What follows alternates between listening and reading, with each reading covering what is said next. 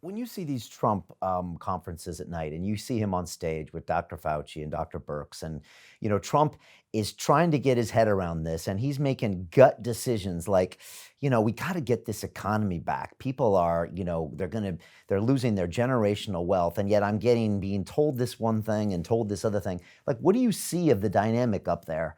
And if you were Trump, what would you do?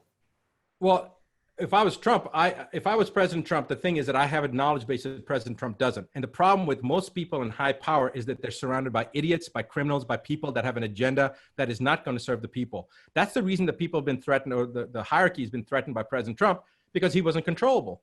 Okay, he wasn't installed in as a puppet master like Hillary would have been. And this is his biggest issue, is that he hasn't had anybody. He's been sabotaged from the get-go.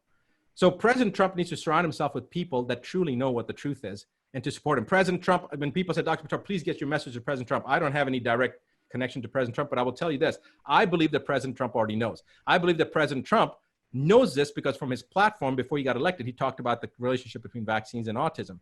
I believe that President Trump knows what's going on because he was very cavalier about COVID-19, and he pushed for the public to go back to work by Easter. You remember that? Right? Yeah. He's talked about it. So he knows the truth. I think his problem is he's got all these people talking in his ears, and he's being controlled by the media. It's pressure. It's political parties. He's having to deal with a lot of other crap.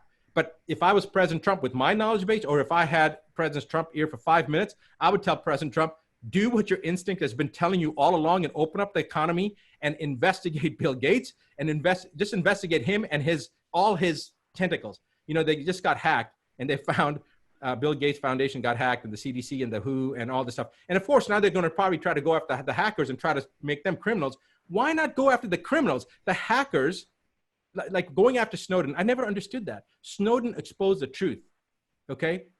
And instead of going after Snowden, instead of going after the real culprits that he divulged, they're going after Snowden. Or Hillary Clinton's emails. They divert. Again, this whole diversion.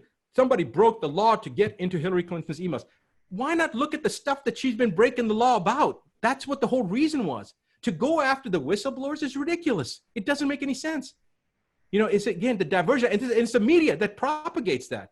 Because they could truly say, they could give an unbiased thing and say, okay, the hacker broke the law, but the hacker broke the law because he wanted to make sure that people didn't die unnecessarily. And here's what he exposed. But no, they just want to talk about the hacker, the hacker, the hacker. Media has to be revamped. They have to be held accountable, not just the companies, but the heads of those organizations and the stock owners, the stockholders, so that the stockholders are going to make sure that truth is being reported. That's where this whole thing stops.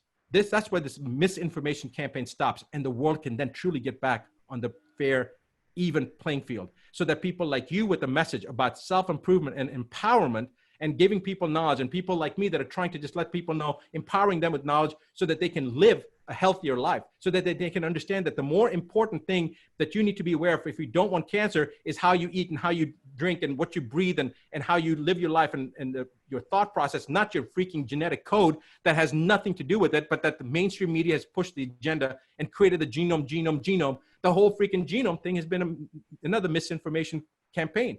And if you'll allow me, I just want to, because they're going to take this out of context and say that Buttar has lost his mind. He's talking about the genome means nothing. If you'll indulge me.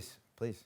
Earthworm has 20,000 genes. The human system has 20,000 genes, but we have over 100,000 known proteins. We have more that we haven't elucidated, we haven't discovered yet, but there's 100,000 proteins. And the genomic model is that a gene defines a protein. Yet if we have 100,000 proteins, then how can 20,000 genes define 100,000 proteins? And the answer is they don't. One gene, depending on how it expresses itself, can define many, many proteins. And that's why the term epigenetics is so important. That's basically the philosophy that my friend Bruce Lipton, who impacted my career in a massive way 17 years ago, because I was getting all these results. I didn't understand how I was getting these results. And then I listened to a bootleg copy of Bruce's work and realized, oh my God, that's what I'm doing. I'm just changing the signal. I'm changing the environment. I'm changing the external environment to a certain level, but I'm changing the body's internal environment, causing the gene to express differently because the signal that I'm giving the gene is different. That's why the proteins that are